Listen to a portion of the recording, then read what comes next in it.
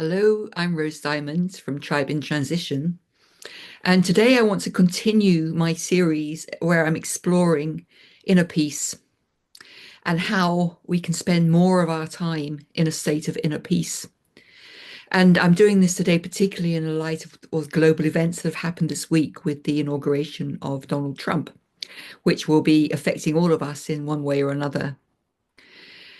But going back to inner peace, last time I was talking about inner peace as being not only a place of refuge, a place where we can go to escape from the outer world and all the demands of the outer world. It is that to be able to go into an inner state where we feel safe and protected and able to be undisturbed by anything is a big blessing in itself. But I was also talking about how inner peace actually arises from a state of being connected or rooted in the authentic self. The authentic self being the true self, the person that you truly are, beyond any social and cultural conditioning or limitations, mental limitations, emotional um, traps that you go round and round. There is this place in you which is whole, which is free, always.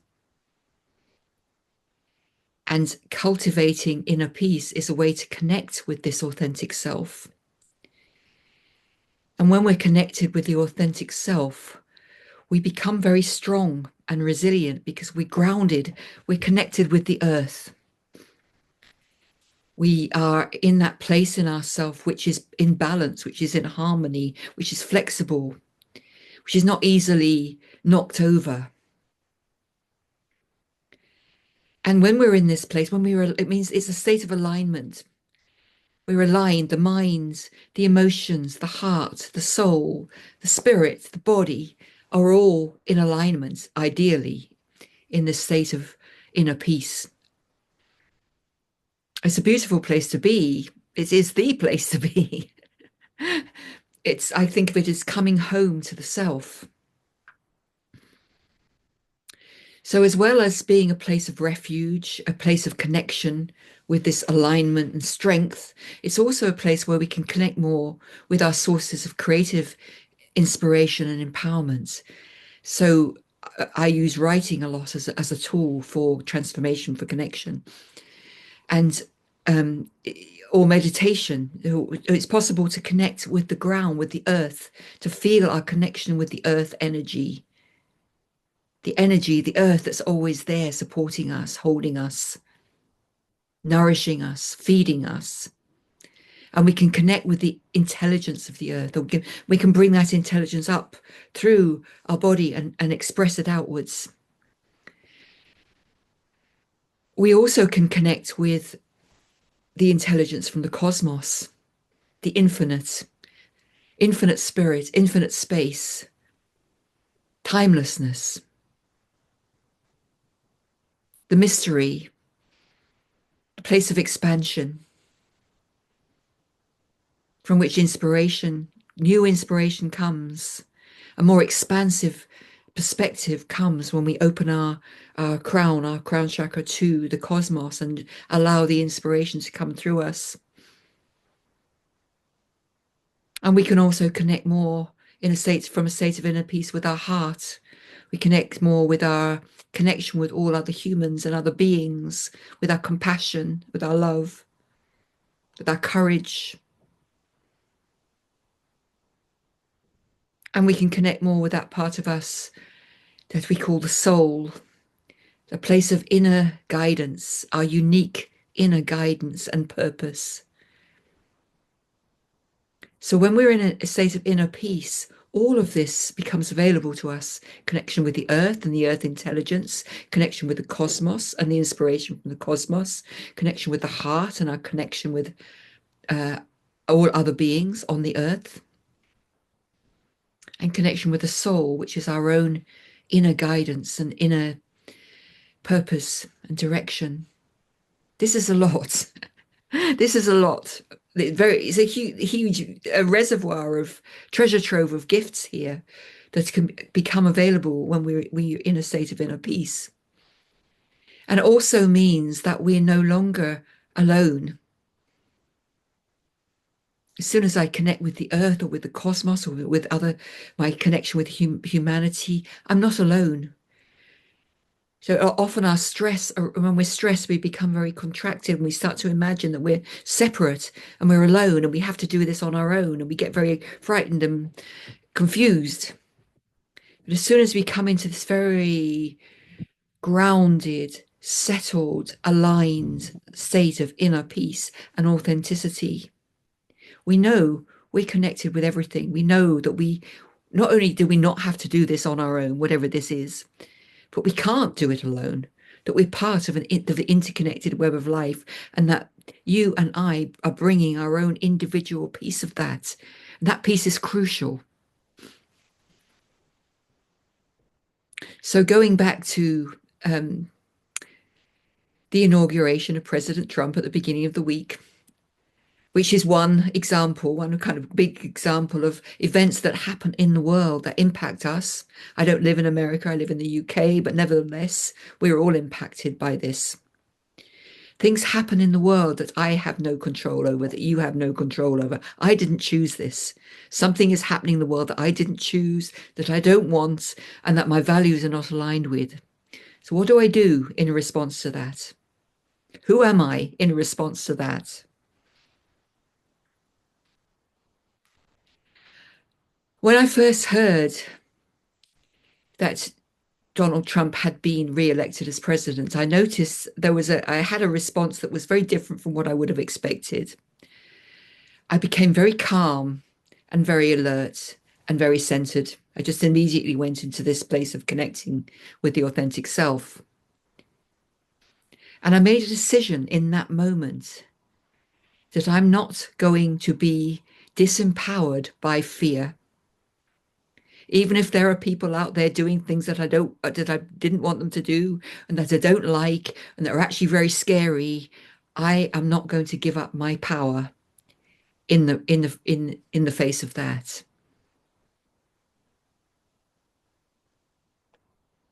And that decision, it wasn't a decision, I didn't make that decision from my head. It wasn't a rational decision. It was a decision that arose from my body, from my being, from my intuition, my instinct. And it wasn't a decision that was made in sort of defiance or anger. It was just this is how I can respond to this situation. The way I'm going to respond to this situation is by being more of myself. I will not be forced by an authoritarian regime to become less than I am. I'm going to choose to be more of who I am. And that means for me, and I know it may be different for you, for me, that means turning my attention away from what it is I don't want and I don't value and I don't like, and turning my attention towards what I'm for, what I do want, what I do value, what I want to create, what I'm here for, my soul purpose, my soul work.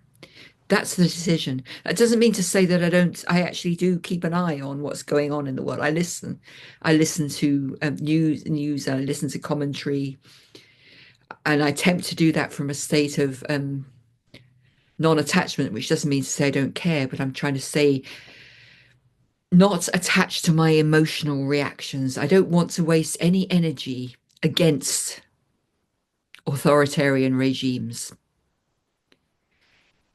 No, I want to put all my energy into what I want, what I love, what I'm passionate about, what I'm here for. So I listen, I watch, I pay attention.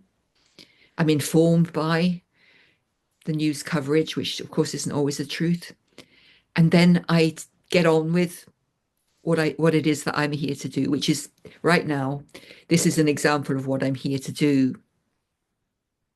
I'm speaking to you about what's important to me. And I'm really grateful for those of you who actually listen. And the reason why I'm doing this is partly because my work in Tribe in Transition is all about the transformational process, how we can transform lower energies into higher energies, how we can get behind our own passion how we can move through this transformation, in this journey of inner transformation, to become more empowered, creative, active participants in life, creating the future that we choose, living the lives the way that we choose. This is what the work of Tribe in Transition is about. And so that's why I come here and make these videos, because I want to share my truth with you. And some of you will resonate and others won't. That's okay. And also, by doing this, it's a way of, it's a source of practice. It's a transformational practice for me. Because when I'm making these videos, when I'm talking about what's true for me, I become connected, present, energized. I feel very energized at the moment. I can feel the energy throughout my whole, the center of my being.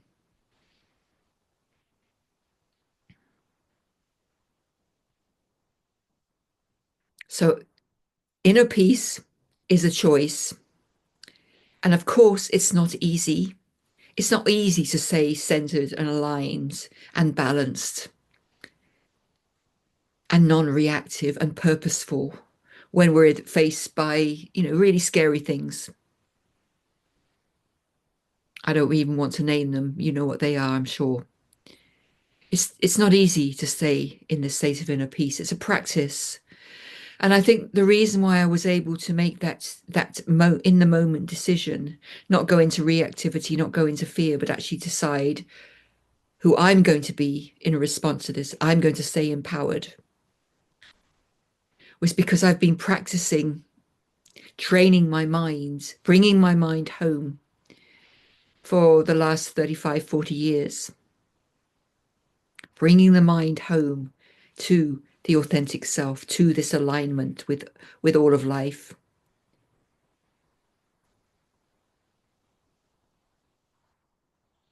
I was walking my dog on the beach this morning. She's quite old now. She's 14 years old, and she's starting to very sadly lose her faculties, and she gets lost and confused easily. And so she sometimes doesn't know which way she's going. So she can be walking along in this direction, and she sees somebody walking the other way, and she turns around and follows them rather than staying with me. And she can get very confused from one moment to the next. She doesn't even know which side of the door to go out. It's quite sad. Another way, she's still quite lively and loving.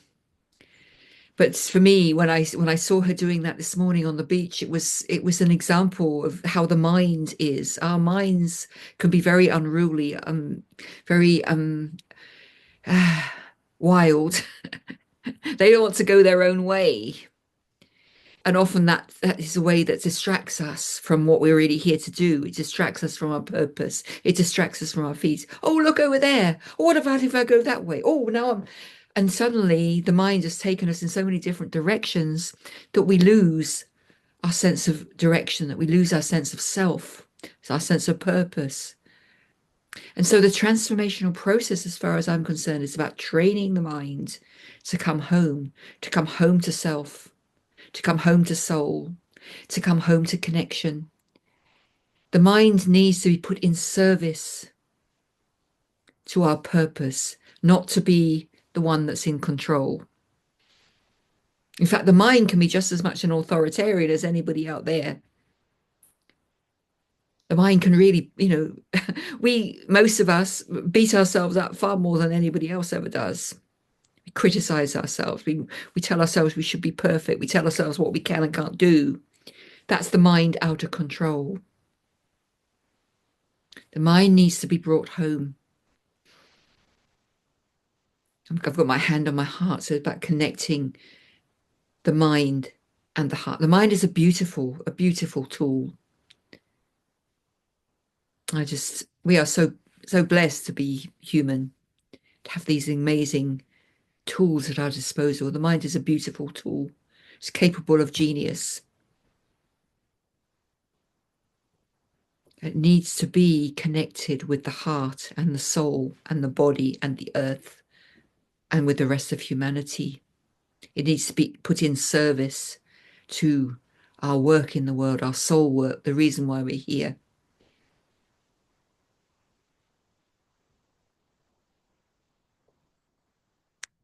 And that bringing the mind home, in my experience anyway, is not something that happens overnight. It's a practice. It's a lifelong practice, as far as I'm concerned.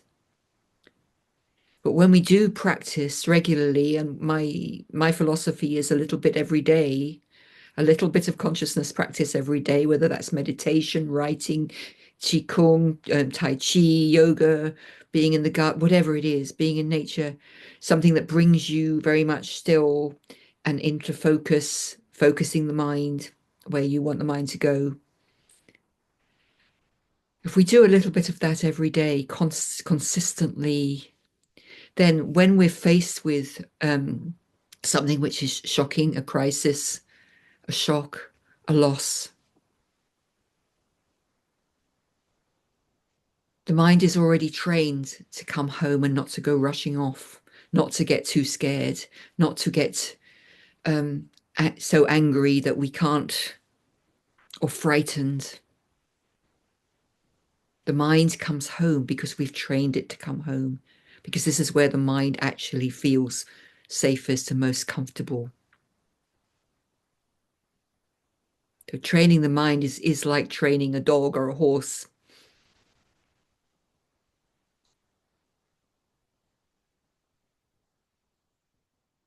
To come into a relationship. We train a dog or a horse because we want them to come into a relationship with us. And hopefully we're kind, just the same as we need to be kind to the mind.